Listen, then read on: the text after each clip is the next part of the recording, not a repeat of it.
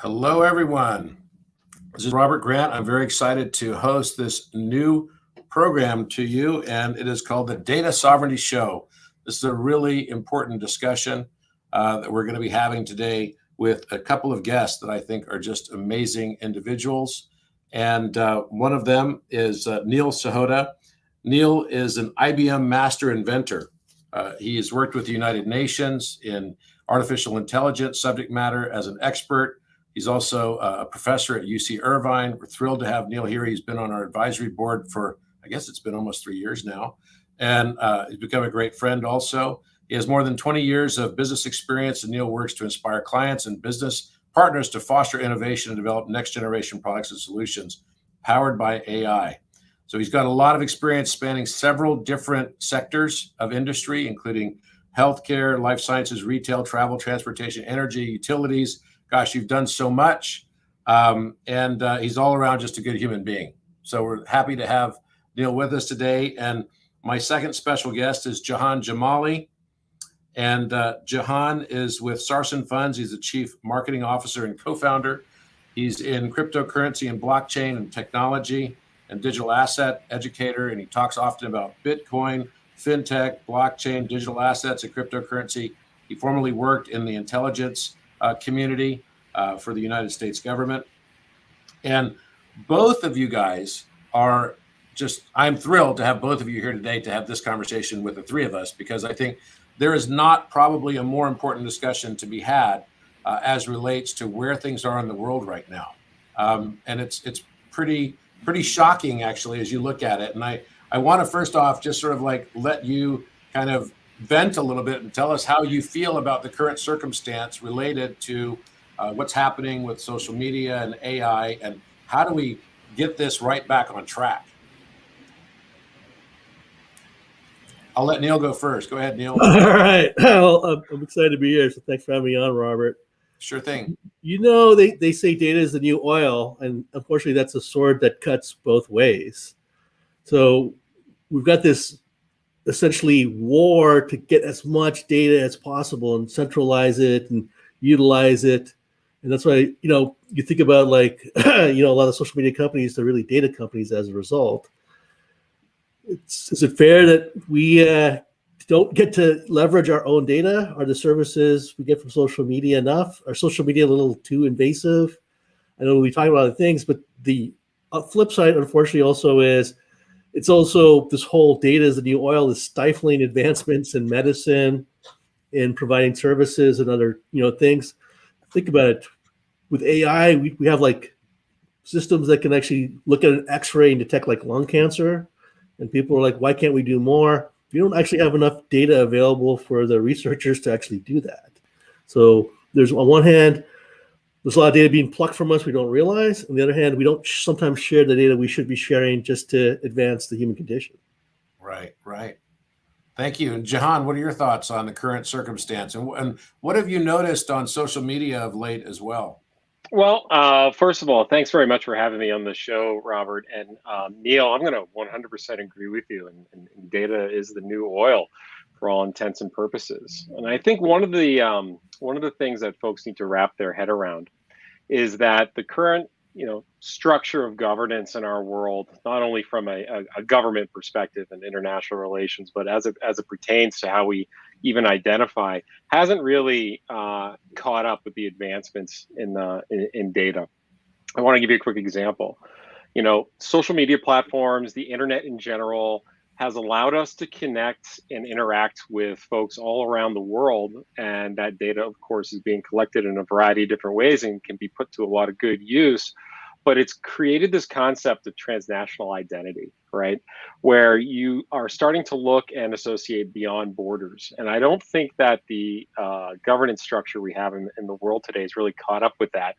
And what's resulted is we've had this sort of siloed and centralized control of data in these, quasi, government, large social media platform companies, and they're almost starting to merge to a degree as well. So I think that as we start to... Did you just say government merging with social media companies? Well, I mean, for all intents and purposes, they are, right, Robert? I mean, look, Lobbyists walk the halls of Congress all day long, and we're in this, we're in this dynamic now in the world where you have a few different groups of power players. You have nation state governments, you have NGOs, you have large multinational corporations, and where they interact is where they overlap in regulation, where they overlap in their goals. And what we're seeing is sort of like this, by default centralization of power and control. So I think that one of the main drivers to be able to help decentralize and liberate access to that data at an individual level is going to be to a degree the separation of state and money, which a lot of cryptocurrency proponents have talked about as a possibility. So we'll see how that plays out. But we're in a very, very interesting time. We're transitioning out of the traditional nation state system, and a lot of people haven't really come to grasp with that yet. So we've got exciting times ahead of us, but we have a lot of work to do. So, this whole issue of censorship, right? Selective censorship. And I've also recently experienced it myself. In fact, I have 2 Instagram accounts. One of them, I have a large following on, and I was not able to just do a live because I got a picture that I wanted to put out to my community. It was just a hand drawing that basically got deleted and by the AI. And I was told that it was against the community policy, right? And it was, I'm into Egyptology and I follow a lot of Egyptology. And I had mentioned, and I don't know if it's because I mentioned the word Osiris and Isis, which is from Egyptian mythology in this picture I had hand drawn. And that may have been the reason why it got deleted, right? Because it was at a moment where ISIS-K was happening, and this is just a hand drawing, like literally a hand drawing. So here we are, I'm getting censored by the thought police. And because of that, I was not even able to do a live on that Instagram platform. So I had to go to my other Instagram platform that I just set up. Literally, I just set it up last night because I was concerned about stuff like this happening. And sure enough, I was right. Luckily, already, several thousands of my followers have already moved over to this other page in one night, and I still have my other page. But this is becoming very commonplace, and it seems like this is clearly a mistake. But it's like going to the Politburo, trying to ask for wait a minute, this is a mistake. This can't be right, and actually, there's just no response. And I can only think that it's because they've got so many of these, they're inundated with these types of requests right now. And anytime you mention the wrong words, so I just, I believe all censorship is a slippery slope. And so my question is we've got an AI expert here. Why is this happening? So why is it so commonplace? How much of it is just completely by accident? And how much of it is maybe partially intentional? I'll give you one other example. One of my friends, he's from Mexico City. He's a Toltec Indian shaman, right? And I met him in Mexico City. He went on my page and his name is Gorilla. His actual name is Gorilla. And I wrote back, "Hi, Gorilla, how are you?" And that got deleted from the community as well, because Gorilla must be a racist term. So now I'm painted on some list somewhere as like a terrorist for saying ISIS and a racist for saying a guy's name. I'm not surprised, Robert. That's the big challenge that we have. Think about it. I think what they say, there's 2 trillion tweets a day. There's not enough people to actually sort through the data. And you're right, using all these AI machine learning tools, it really boils down to how we train them. So the data we use, is that data biased? And the human trainers, because we have to give the system rules on how to make decisions. And the more variation, the more we have to teach, the more time we have to invest. And as a result, you see a lot of people working on stuff they don't fully understand, or there's lots of scenarios they don't fully actually ever think of. Gorilla, unfortunately, is a good one. It is a racial epithet for African Americans. Google got in trouble 4 or 5 years ago because their Google Vision, good image recognition stuff, but when it came to people, at least back then, it was great at identifying if you're a white male. not if you're a woman or an ethnic minority. And if you were African American, it actually did think you were a gorilla. Were those guys trying to be racist? I don't think so. But I think you had a lot of people that were probably white men developing the system, training the system, and they never think about the diversity of human people, right? So we talk about like the importance of data. Just think about even the human face alone. It's not just eye color, your nose shape, skin color. It's also, are you wearing glasses or not? Are you wearing a hat or not? What are different kinds of hats? So more variation requires more training.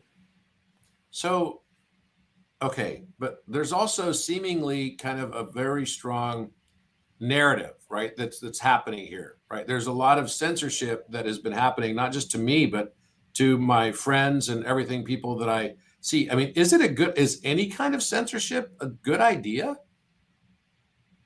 I mean, we have a freedom of speech as a First Amendment right. And in this day and age, right, how do you maintain a democratic environment when you don't have freedom of speech? When the norm has become one where everyone has a soapbox, and that today's proverbial soapbox is the sort of the public forum is social media. So yeah, they'll say, well, you can still go to the town square and jump on a soapbox somewhere in reality, but nobody's there, right? That's the problem. There's nobody there. So this has become the new forum for that soapbox. And now all that has to be done is to take away the megaphone. And so then, of course, doesn't that then somehow in a dystopian way connect these corporations with their agenda to getting people elected that they want to get elected? I'm not Democrat and I'm not Republican. I vote both sides of the aisle and always have had. But the question I have is, how can we have a democratic environment when we have this kind of rampant censorship, whether intentional or unintentional, happening? Yeah, it's certainly fascinating. It's like I think a lot of these social media platforms, I hate to say panic, but I think that the entire industry of online information is in a state of panic. They're chasing a new business model, right? Certain things, certain hyperbole yields more clicks, and clicks yield revenue. And I also think that a lot of these platforms are very protective of their communities and don't want to be seen as losing their potential customer base. So you have a lot of these passive types of controls where it's you have a few people at the top of a company, of a social media platform, that are in effect putting the rules in place for what they perceive to be the value system of that entire of the the aggregate users on there, and that could be that's very troublesome. All right, because it can really walk you down a slippery slope. So I think I think we're in a lot of changing dynamics with regard to how data is monetized, and I think a lot of these platforms are trying to predict what they think the values of their aggregate user bases are going to be, and humans are infinitely fallible, so we'll see we'll see how that goes. Neil, what are your thoughts on this? 100% in agreement with Jahon, and that's one of the challenges. Is at the end of the day, we're using a service with these social media sites, and so they control and they're designed to influence, and they've gotten really good at subtle influence, right? Even nudging us towards certain products, certain people to follow. That it makes it really tough for us to realize sometimes what's going on. And in your case, Robert, right? It seems obvious, right? This guy's name was Gorilla, and you're saying hello. You had this picture about Egyptian mythology, but the problem is there's nobody actually looking at that at the site. And even if you file something, it could take forever for them to actually get to. So it's not a question of being fair or being right necessarily, right? It's unfortunately, are you kind of towing the line or not? And I think that's the big challenge we have with everything that's floating around in social media and all the deep fakes and the false information or misleading information. I think it's not so much about what we're trying to do, but what generates views, likes, comments, as Jahon was actually talking about, that really drives that model. I mean, I think we've all been a victim of clickbait, right? Or misleading. Oh, yeah. Well, what about this though? And this specifically for you, Neil. So, my likes and preferences obviously are known. The data that I am producing is getting somehow synthesized and monetized in what I am shown, right? So the types of information that comes to me is going to be the stuff that I'm more likely to like, right? Because then that gets more engagement, that drives better, sort of values and metrics for the AI and everything else, and then that probably translates somehow to more dollars, right? For the companies, whether in engagement related to advertising or in being able to sell that data to somebody else. So does that then mean that I literally am living in an echo chamber of what I've already chosen before? That's unfortunately exactly what's happening. I actually wrote an article about this, that social media is good as they're learning exactly your interests and your hobbies and what would appeal to you.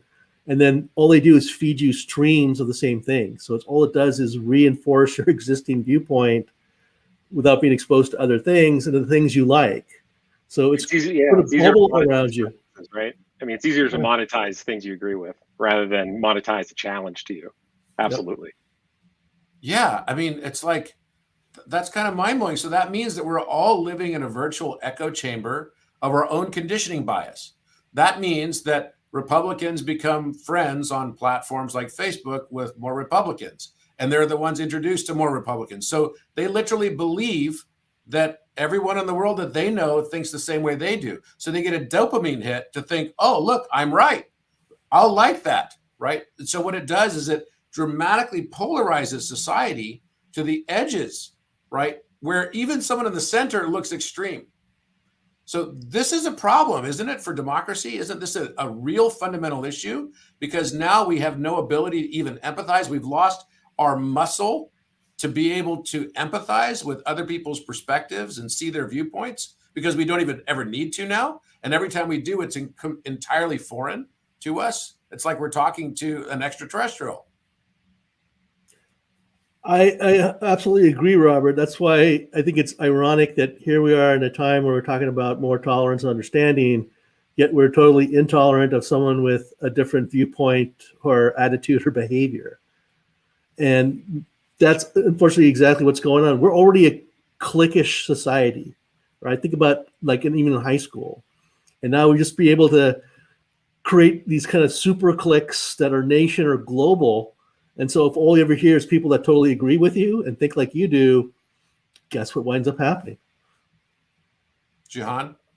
No, absolutely. And one of the things too that I think we need to talk about is levels of perception and how that's changed as well, right? My old agency, we talked about levels of perception, right? How I perceive you, how I perceive myself, and how I perceive that you perceive me. Take that to social media for a moment. What people start to get into a habit of is projecting what they want the world to see of them.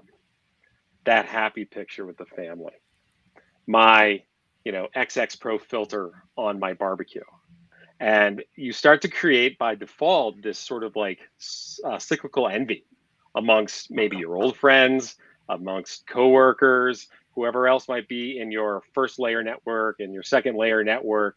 And it creates this race internally of like, you need to compete with the image of what you think other associates or other friends or other people in your life are doing, but that doesn't really match the reality always. And that's kind of the sad thing. And for your viewers, ask yourself, I want the viewers to ask themselves like quietly, like, you post something profound, what you think is profound or you think is great. You sit there and you scroll and you refresh and you wait to see who likes. You want to get that validation. I've never people done need to be, well, I know you did, but I just say, like, people want that validation, right? They do. And I think that it's going to really affect the way we teach our kids. I got three young kids, and some of my friends thought I was nuts. They got a phone as soon as they could walk. Oh yeah.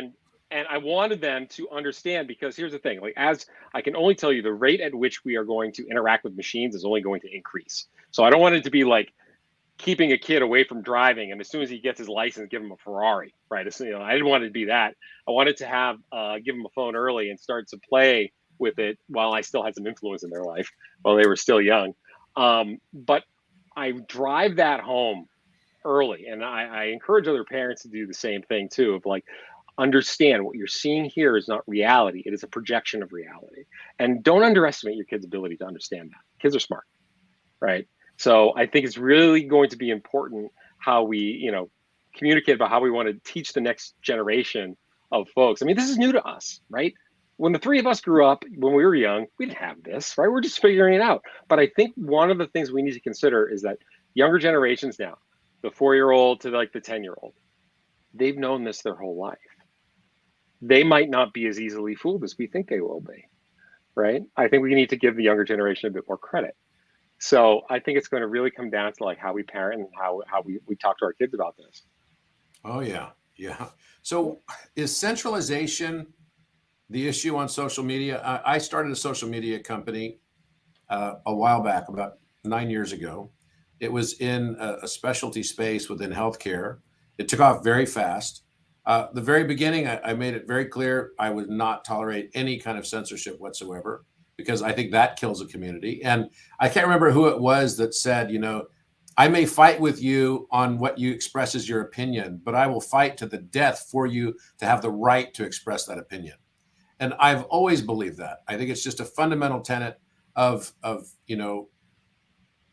working democracy, a functional governance system, being able to empathize and learning that you don't have to go to fisticuffs on every topic. It can simply just be, okay, I'm going to listen to you and I hear you.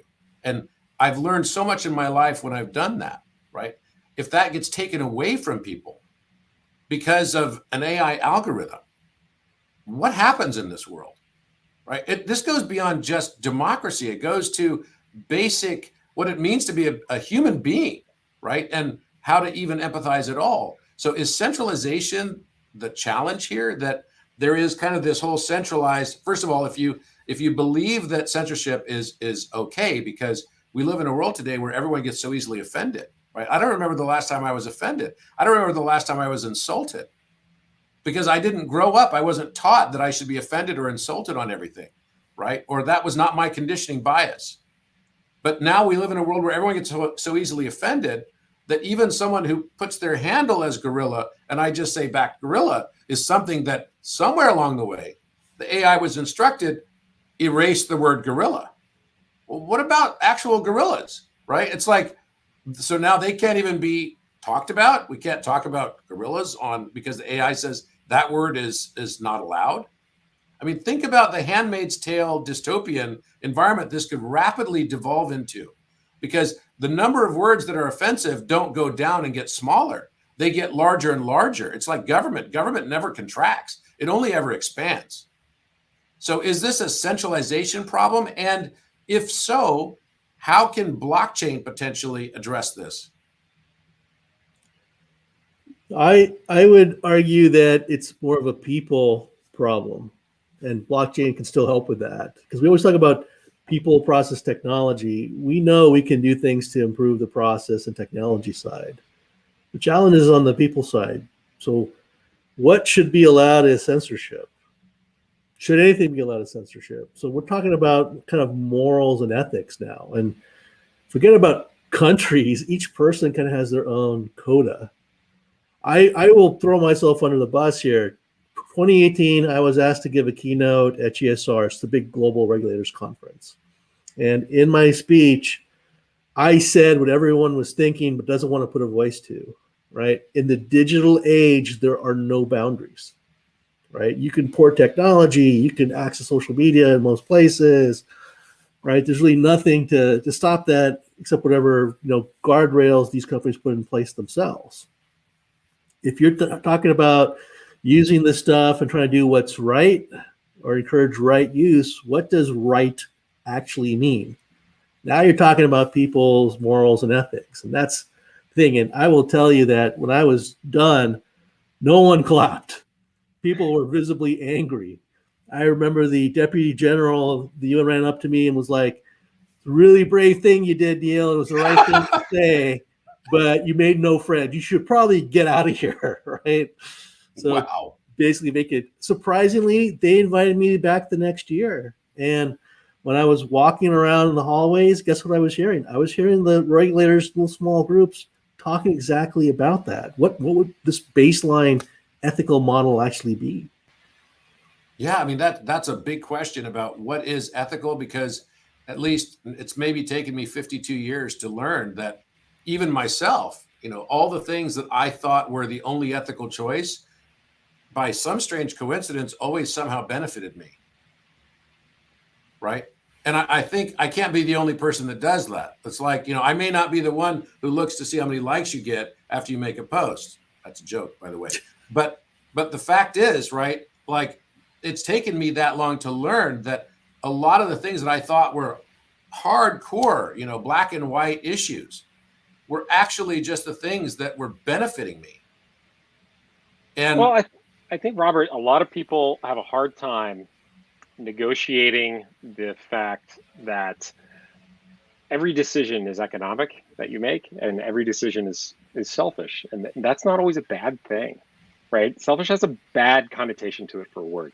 Even if I was going to donate to charity, why am I donating it? Why am I doing it? Not because I'm going to talk about it, and not because maybe I want recognition from my peers, but it fits in with my moral code. It makes me feel like I've accomplished something towards my, building up my morality and my belief system. Or else, why would I do it, right? And Ayn Rand has an entire collection of essays on this, on the virtues of selfishness. And I think it's something that a lot of folks are afraid to talk about because it's so easy to say, like, oh, you can't be selfish, you have to be selfless. But I think we have a misunderstanding of the word, quite frankly. Mm-hmm. And I think if people were a bit more honest with themselves, you're not going to do something because it is going to hurt you. Nobody does. That's ridiculous, right? Even if you're going to go out of your way and sacrifice to help somebody, that again is filling part of your moral code and fulfilling part of what your belief system is, right? So in effect, you're doing it because it benefits you and making you feel good somehow inside, or making you feel like you did the right thing, or else why would you do it? And that's hard to program. That's the challenge, is you can't programmatically write these things. And I think a lot of the folks that are in charge of social media platforms, they develop this godlike complex, right? Like, we control this community. But I think they're getting ahead of themselves. There's a complexity to the human mind that we're not even close to touching yet. Not even close. Right. So it's kind of silly for them to think, and kind of arrogant to think that they can, right? And we're going to have all these changing sentiments and words like you were talking about earlier. Like, I remember in the 80s, something radical was great, but that might not translate these days, right? That's a little passé, a little behind the times, right? Now take those types of subtleties in the English language and bring them all to all the various different languages and all the dialects of the languages and regional, regional sayings across the globe, and think of how quickly they change. We got a lot of work to do before we can program that stuff accurately and accordingly. I just think that the folks that are in charge of a lot of these data platforms and social media communities need to understand where their own limits are and their ability to do this. So where does blockchain fit into this? Because are the next generation social media platforms, are they now, because we're all being brainwashed through our own conditioning biases in the echo chambers of chat rooms, are they just going to be able to maintain their dominance, or are there going to be new platforms, in your opinion, that will be able to successfully break through? And will those also be centralized platforms, or will it be a move more towards a decentralized, so that it's not controlled by a small group of people that have a God complex? Well, I'll tell you where, I don't know the exact answer, but I can kind of point you in the right direction on this. Blockchain, to me, has the potential to solve the global trust deficit, because trust is built into the protocol. And I think that that's a great pathway for people to start to realize and have a better understanding of how their data is being monetized. And not just like their personal data, like, my name is so-and-so, I live in this area, I check that I have this job, I went to these schools, but their interactive data. I think once people get an idea of how much their interactive data is being monetized, blockchain serves as a pathway for you to be able to pick and choose and to be able to monetize that based on your own preferences and have you be the recipient of that monetization. And I think once people have a better economic incentive, then you're going to see a lot more trust be built into the community. Because right now, I'm playing on my phone, I'm on Facebook, I'm on Instagram, and by default, these types of interactions I'm having, I'm subconsciously giving away my data to experience this. But I think that most people, like the vast majority of users, don't really fully grasp how they could really monetize themselves and their interactive data. And blockchain provides a path. And I think once we're able to do that to a degree, and I know, Robert, you've talked about this a lot, then you'll see an economic model and a business model behind everyone's interaction, rather than having it drilled down from above from the platform. I think that once we decentralize those types of actions and everyone's incentivized on their own accord and on their own preferences, then I think you'll start to see trust matriculate out through that network. Absolutely. No, I could not agree with you more. I think people don't. Do you think people don't know the value that their data is being monetized for? I think people, you know what? Most everyday people, like, look, we're in this world all the time, right? Like, we think about this. Everyday people, they know it's monetized, they hear about it, but they're not paying attention. And I think we need to get them to pay attention. I think if we put an economic incentive behind it, people start to pay attention. Or if you're losing something also, that's another thing people start to pay attention to. Right. Go ahead, Neil. No, they do. But I also think it's too ethereal for the average person, right? Because they don't really know what data they're giving up, right? They know they got my name when I clicked on, but there's all kinds of behavioral, psychographic stuff they don't realize they're actually coughing up. And that's the thing. And, it's like, I don't know if you guys have watched The Social Dilemma. Yeah. Right. Most people I know who've seen it, they get appalled. Like, I didn't know they knew this about me and they're doing this with my data. But then I asked the question, like, well, did you delete your social media accounts? Well, no. And so even if you tell them or help them try to understand the value or what data is actually being collected, I think there's this kind of implicit covenant going on saying, like, well, I get connected with my friends and I get this content. I mean, as long as nothing bad happens, I guess I'm okay with that.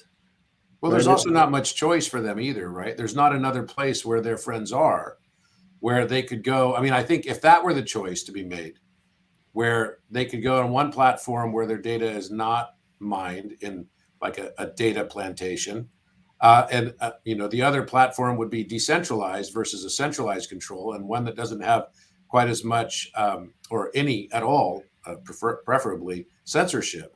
If they had that choice, I think they would make that choice. A lot more people would, but we've got monopolies, right? Facebook is a monopoly. Let's call it for what it is.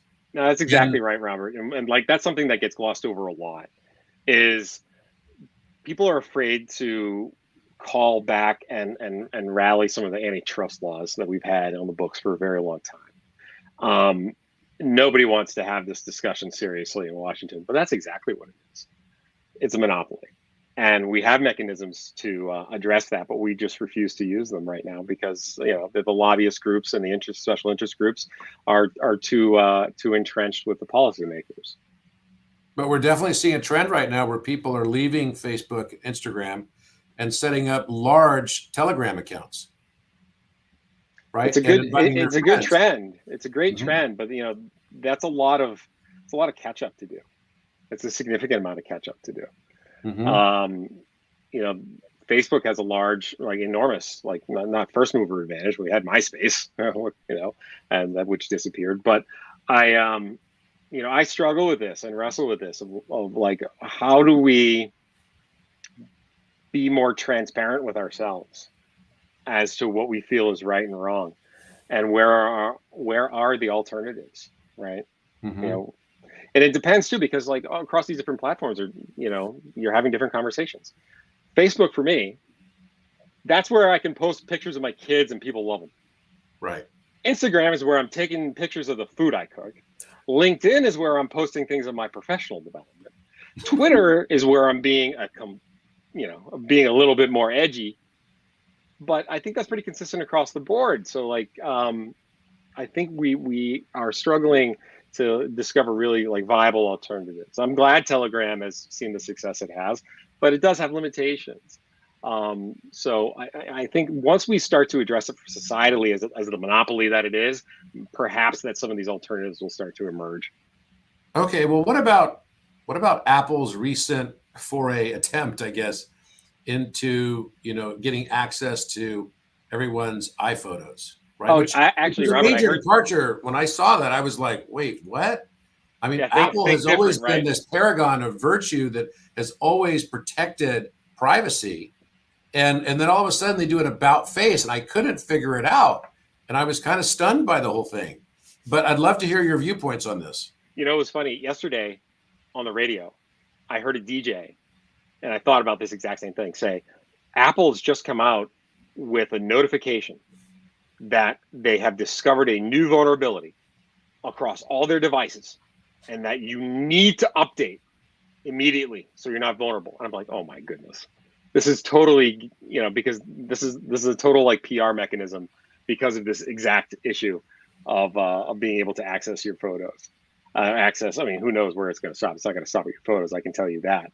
But I think that's Apple's way of assigning liability elsewhere, quite frankly.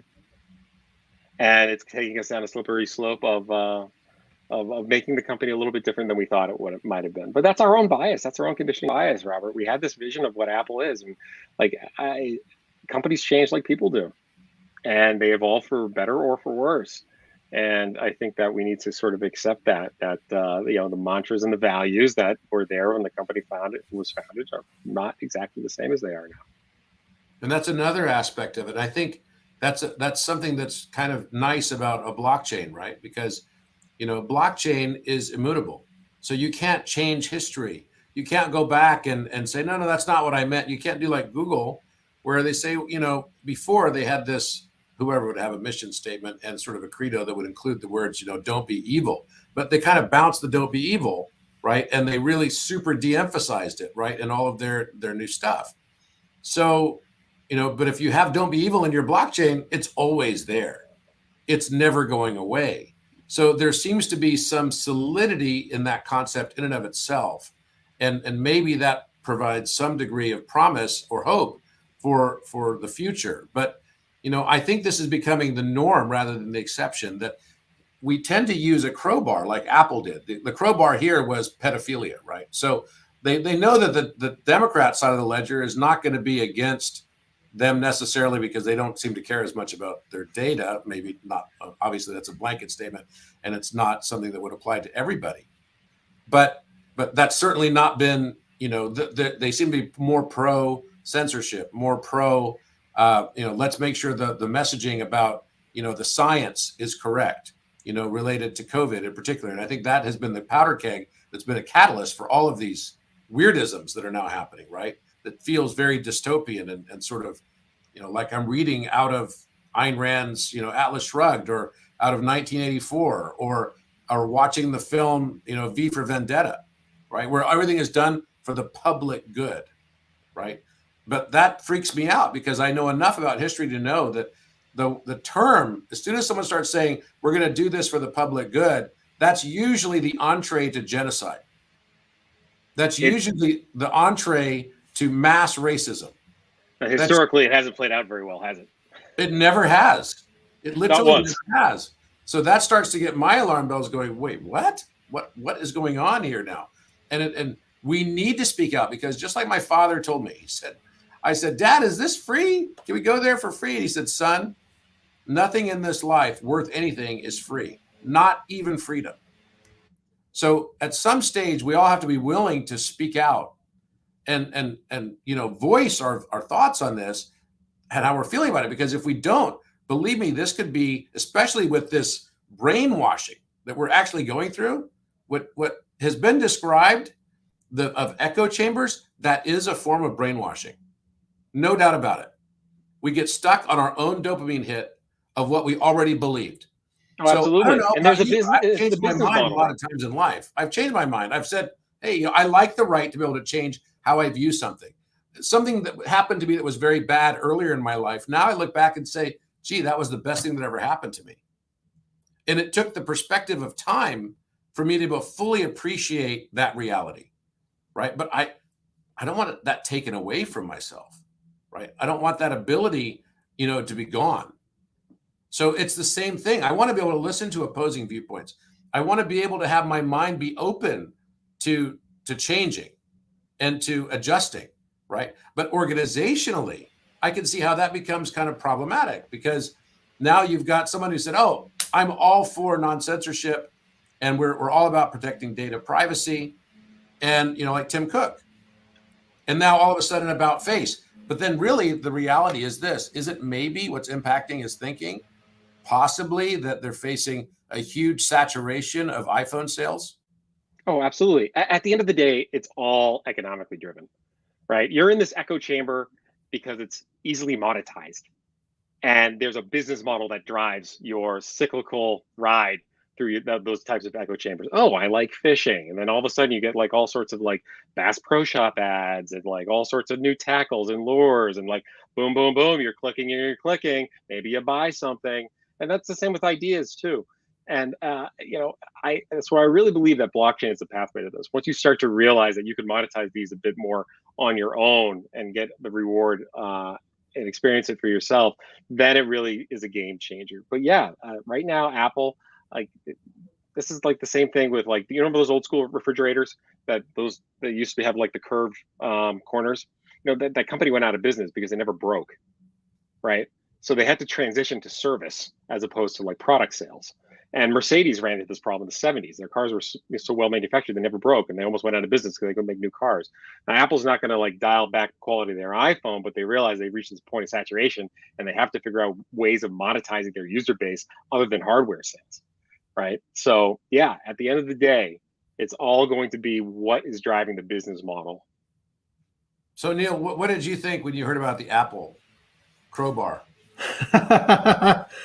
The same thing. I mean, I get the thing with the spyware and the update, but it's not shocking, right? Was it like 3-4 years ago? All these celebrities with the new photos, and they thought they had deleted them, and Apple had copies of them, and apparently the employees had access to them, and that's how they got back out. I think a lot of people were like, "Whoa, well, that's." I don't think they were surprised, maybe a little disappointed, but they're like, "Oh, well, who knew, right?" We all, I think, subconsciously know this, and that's the problem. We're okay with these things until something goes wrong, and I think to enact the change we're all talking about, we can't be okay until something goes wrong. We have to not be okay with it, and we have to be able to take control of our data. This again, where blockchain can really come in, and it's the same thing. Even they're like, well, we're using these machine learning algorithms and just really managing things. You could use blockchain to at least keep a record of the types of data and the training you gave to it. So if you did encounter a thing like block anything that says gorilla in it, there's that indelible record to show us like, wait a second, maybe you took this too far. So I really think a lot of the things we're talking about, I think most people know it's not quite right. They may not know what to do about it, but we have to make a conscious choice as society to actually tackle and try and address it. Otherwise, it's going to just get worse and worse. I mean, the level of information that these companies know about us now, it's absolutely ridiculous, right? You go to Target in the summertime, you're buying, the large trash bags and 2 gallons of milk a week. They know this guy's got 2 kids at home between the ages of 11 and 17. Right, just from those purchases. Yeah, you can reverse engineer this in really scary ways. Yeah, to get it to get a consumer profile. Absolutely. So, what's the solution here, guys? What do you think? I mean, and how does blockchain? One of the things that I look at blockchain and say, after I really dove deep into understanding, because I didn't really fully grok it until I grokked it after I learned what the word grok meant. But the truth is, I looked at it finally and said, wow, this is a referendum process. It's a referendum process that requires no representation. So, a lot of people think we live in a democracy. We don't. We live in a republic.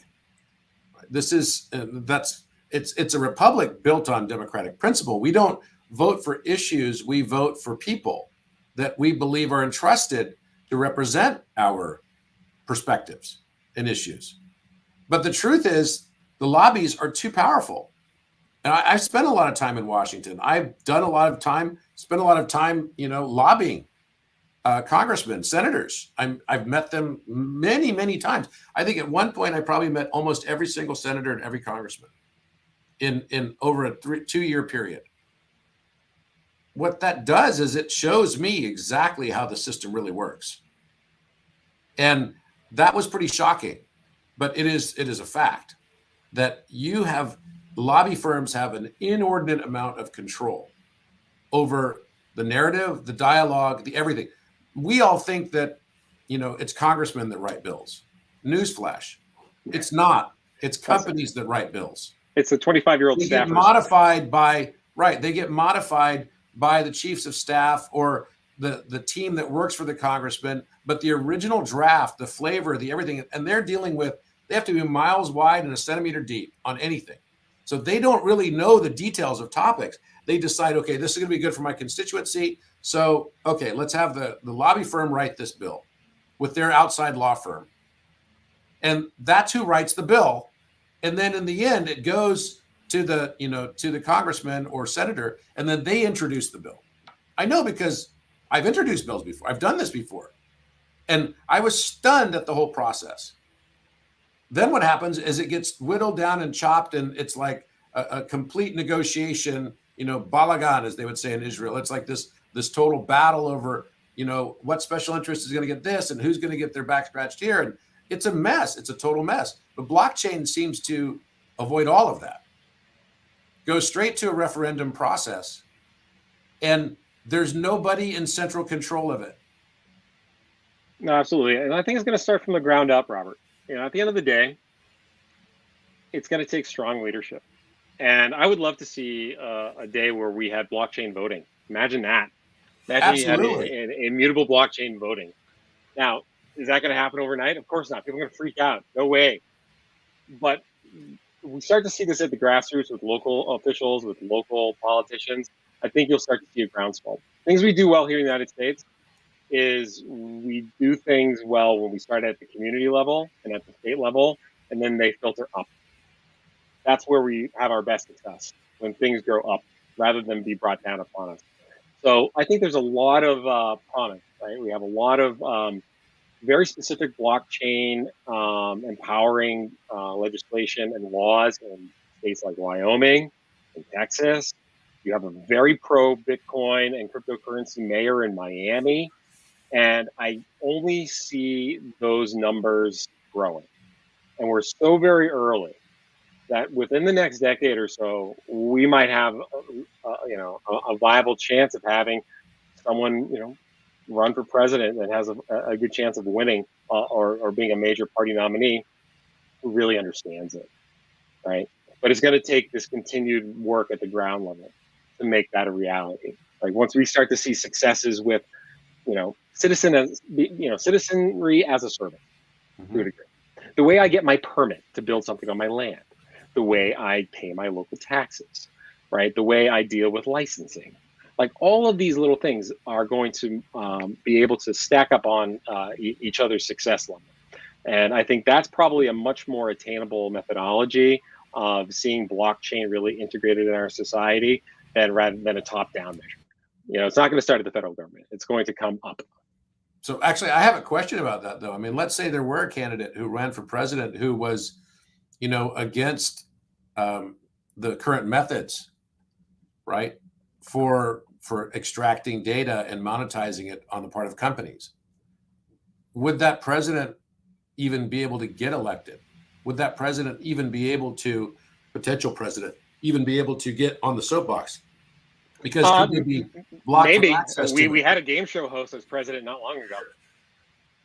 Right, exactly. So, but that's because he was able to circumnavigate his own party by having 80 million Twitter followers. If he didn't have those 80 million Twitter followers, the Republican Party would have never let him go that far. Oh, absolutely. Well, I mean, look, I'm not a huge fan of political parties to begin with. Hopefully, we can get it to a point where we start to divest ourselves out of this bipolarity, right? Because it's really it creates schizophrenia, like societal schizophrenia with this type of like two-party system we have, which is ridiculous. So, like that's another like possible potential benefit of blockchain is we start to break down the barriers of our polarization, and it's either like you're a Democrat or a Republican. That's ridiculous. Totally. Washington warned about this really early, and it's too bad that we haven't heeded those warnings. But I think this goes to this again. A lot of this is a people problem, right? I totally get with the grassroots, but again, people have to make a conscious, decision in their mind, realize that we have a problem and we need to try and fix it, because the system and the infrastructure as is isn't designed. The government's not designed to be efficient. Right, and they're not going to go look for efficiency. Yeah, they're not going to go look for those efficiencies. And you have people that have been in power for so long; they're not incentivized to bring in changes that might threaten their ability to fundraise, keep their office, get reelected, all these things. And I think that's why it has to start. I'll tell you a real quick story. I taught a law class a couple of years ago, and I won't name names, but the state senator from Orange County worked with one of the groups of my class, and they drafted Senate Bill 444, which essentially said, if you're a California government contractor doing work for the state, if there's an issue and you're using AI or machine learning, you have to disclose some details about the data and the training you used, right? Because it's such a black box. And it was just something happens. There's, as soon as that bill hit the docket, it's like in subcommittee, the lobbyists got word of it and boom, just ran it over, right? Didn't really care what was in the bill or not. We're saying like it's threatening trade secrets. It's going to put companies out of business, and you know how it works. Where the money flows is what's one happening. And so the bill kind of died on the vine. For my students, it was unfortunately a really great learning experience for them, because they thought, hey, this is it'll be a good thing. It'll help people. They didn't realize the politics that would get involved. But that's the challenge we face, right? Is one, do we think this is a problem? And two, do most people know just how the system actually works today to realize what we have to do to overcome those hurdles? Yeah, no, I could not agree with you more. So going back to blockchain for just a moment. So are you seeing a day then that, this whole NFT craze has gone nuts, right? Everyone's like, I can't believe people are buying, stuff for millions of dollars of copyable artwork, which is kind of mind blowing, but it's the value of the original, right? That this was the original. That kind of it seems to be the attraction here. Maybe you can explain this a little bit, John. Well, the art world, art is one thing, it's one type of NFT, it's art, but it's bigger than that, right? And the art world's kind of funny anyway. I can take a banana and take some duct tape, stick it on my wall too, but it's not going to sell for a couple $1 million like it did in Miami like a few years ago, right? But what it does, it provides a level of authenticity, NFTs do, and it provides a level of establishing a monetizable community around your product or your brand, right? So like trading cards, that's such a natural fit. Like we understand trading cards, and there was a whole little submarket for these as we grew up with baseball cards, basketball cards. To have those evolve into the NFT space is a natural progression. Totally. Same thing with brand quality. Same thing. I always felt that the pathway to large scale consumer adoption of crypto would be through consumer rewards programs. And consumer rewards programs are effectively NFTs, right? Where you have status, you have a level, you have a membership, hierarchy or special privileges based on points you accumulate. So I think that's a natural pathway. So I'm really happy the NFT phenomenon has gone the way it has. And I really do see that as a path to large scale adoption. So basically you can NFT anything then, right? So then I guess you could NFT patents, you could NFT like copyrights, you could NFT a film you make or whatever. You got athletes NFTing themselves. Absolutely. Yeah. So athletes NFTing themselves, what is that? How do you do that? What does that mean? That's like their fan club. And like through these tokens, you dictate sort of like your membership levels. Wow. So basically, do you see a day then that people, at the celebrity level en masse will be NFTing themselves? Absolutely. Yeah. They already are. Yeah, they already are. Yeah, why wouldn't you? I think it's a natural progression. It's the same thing as saying, like, I have a brand and this is my logo, but now it's represented in a digital certificate. That's all. Right. So I have believed this as well. So that means that people then, even everyday people, could NFT their own data. Absolutely. Yep. You And can package it up, and it could be do authenticated. you know anybody who's built a platform like that? I heard of a guy, believe it or not. I heard of a guy. Same first name as you, Robert. Absolutely. No, I do believe. I think it's actually returned to sovereignty for the individual. I believe that government exists to serve at the consent of the governed. So it's we, the people, that give our consent to be governed. And we have a responsibility. We have an absolute obligation to speak out and to do something about it when all of a sudden we see tyranny and we see things that are just absolutely messed up. And we have a responsibility and a right to try to do our best to correct that, whatever we believe that thing is. Again, I don't necessarily agree with everybody. I don't. I can't. But I definitely will fight for their right to say it. And I do believe that people should be able to say it. Right now, it's different. It's like they should be able to say it in public forums. They should be able to say it, but not necessarily come to my house and be screaming at me in my house all day long either. Right? That's a different thing. But I don't think that they should be expunged from society altogether. This just doesn't feel right. And I believe that fundamentally, once people understand that we've all been living and working on a digital data plantation, that we will start to figure out that, gee, maybe we can have our own data sovereignty, and that will actually help us to bring balance back to the concept of democracy. It doesn't mean that it replaces government. It just means that maybe we can start putting it into effective use. I waited yesterday in line for 2 hours to vote in the California recall election. And it was interesting because the people around me were overheard me talking about math on the telephone. I was on the phone while we waited there for 2 hours. And they said, geez, are you into mathematics or cryptography or whatever? And I said, yes. And they said, well, tell us all about this. I was shocked that all the people in the line, it was Newport Beach though, knew everything about blockchain and everything already. I was like totally stunned. So there were some experts in the line. So I was like, wow, that's kind of crazy. But it didn't take very long before people started saying, well, I came to vote here today because I heard rumors also that people have gone to vote in California and they go to the counter and they say, you've already voted. Right. And so that was actually the discussion, that there is that much distrust of our voting system today and its own integrity that people are actually talking about it in the line.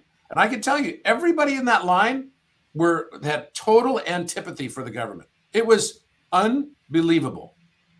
So I cannot see how things can just continue to go the way they are. I just saw a survey that says something like 37% of the United States population would consider, right, a different governance model altogether. That was just like mind-blowing for me. I'm American through and through, but I have never felt the way that I feel right now, which is, geez, maybe I should consider moving to a different country. We're well overdue for a constitutional convention. It is there. So definitely what we did at Crown Sterling is we built a platform so that people can create their own NFTs of whatever it is they want to NFT. We never house any data, so we never can go back and check it. And in our first Genesis block, it states right there, your data is your intangible personal property. It is not ours. It's not anybody else's. And therefore, it's protected by the U.S. Constitution, by the Bill of Rights in Articles 4 and 5, as well as the United Nations Charter for Human Rights and the European Unions as well. So I believe that this is a big moment. We stand on a precipice right now where we as citizens must stand up for our rights and freedoms. Government was built, it exists to protect the individual. We don't have a Bill of Rights for the common good. because they realize that the individual Bill of Rights that we have for individuals is the common good. Thank you very much, you guys. It's been a pleasure to have you with me today. I respect both of you immensely, and I know you're both expert in your fields, and thank you for taking your time to spend with us today. Oh, thank you very much, Robert. Thank you very much, Neil. It's been fantastic. This was my pleasure. This was a fantastic conversation, guys. Thanks. Let's keep having it. Absolutely. We'll see you soon. Take care. All the best.